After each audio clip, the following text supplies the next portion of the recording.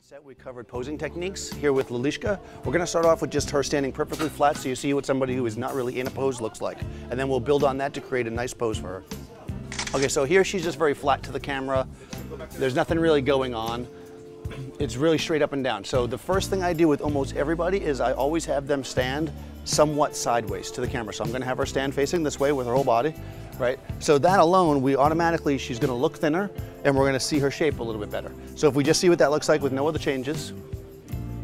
So what's happening now is that you can see now that she's got a little shape, she's a lady. You can see, you know, it's nicer, it makes her look thinner, but the problem I'm having is her arm is really flat and you don't see where she ends in the back here, and she's nice and thin, we want to see that. So if she puts her hand, let's say, up on her side or in her pocket or something like that, that's going to create a nice angle here, and then she can even point it a little bit at the camera, and basically what's going to happen is we're going to get, see, you jumped ahead, that was good.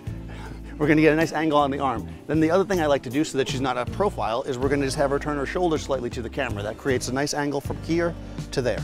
So let's see what that looks like. Okay, so that's much better. So the only other thing I would say, and she kind of did it a little bit, but just maybe we should overemphasize it now, is that when you work with somebody who has a lot of hair, or if they have, you know, not much of a chin like me, you want to make sure they're always pushing their chin a little bit forward so that they're coming outside. That's going to help create a shadow under the chin and also pull her out of her hair. So if we just add that and she can look at the camera, we'll take one final shot. We can see some shape to her body, and you can see through her, you see where she starts and ends, and her chin is now stuck out. If you look at the bottom half of the frame where her legs are, it's getting a little bit muddy, so the one thing I would do is exaggerate her stance, so she's taking almost like a step out. This will give us some space, so we'll see basically where the opening is at the bottom, and that'll give us a three-dimensionality. Just by adding that, now we can see where her legs end, so you've got a nice clean separation, which is really important when you're trying to show the shape of your subject. So the same concepts are going to be true whether it's a full-length shot like this or we do a close-up. Like if we have Lalishka turn flat to the camera again, like we started, and Dave's going to come in closer for like a headshot. Okay, so it's kind of a mug shot. So what we want to do is the same kind of concepts. We want to create some shape. So even though I don't see it in the shot, I'm still going to have her turn slightly sideways. So with her body, she's going to bring her shoulders this way, bring her arm out. That's going to give us good separation. Now the one thing I want to be wary of too is to make sure that this arm can be seen, because when I'm this close to her, I don't want to lose the arm, because then she becomes, like, you never know where she ends. Okay, good. So this is really nice because what we see here is her arm is nice and thinned out. You can see where her back and the front of her end with a little bit of space. You can see the background, so you know she's nice and thin. You can see the shape of her body. She wasn't very happy in this photo for some reason, but otherwise pretty nice.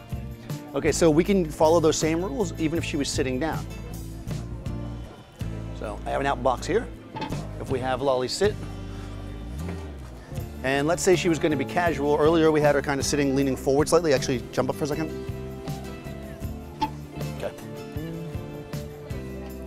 So she's going to kind of lean forward onto like her elbows in a nice casual pose that you might do, let's say, for a senior portrait or that kind of thing.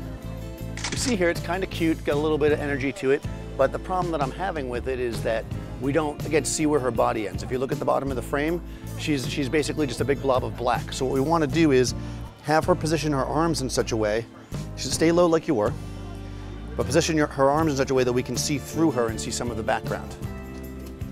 Okay, so you can see here, then now we can see at the bottom of the frame, you see where her stomach ends, you know, where her bust line starts. You can see her arms, you see nice separation. So we know that she's you know, a thin girl, and we're not making her just look like a big blob of black shirt. So the important things to keep in mind with the posing are to keep your angles, create angles to the camera, create separation so you can see through, so people know where the parts of the body start and end. Make sure that people don't hide themselves inside their hair, and you'll have some nice curves and some nice angles on the body that will really showcase the person. Hi, I'm Valerie Getch. Do too many of your family photos look like this? Or like this? How would you like your photos to look more like this? Or maybe this? My new Taking Family Portraits Like a Pro online video course for beginners will show you how to take your photos from blah to amazing. And you don't need a bunch of expensive equipment. I'll show you how to choose the right lens, give you tips on lighting, posing, backgrounds, and camera settings to capture beautiful portraits. And then I'll show you how to enhance your photos using Adobe Lightroom. Click here to learn more and get a coupon for special savings.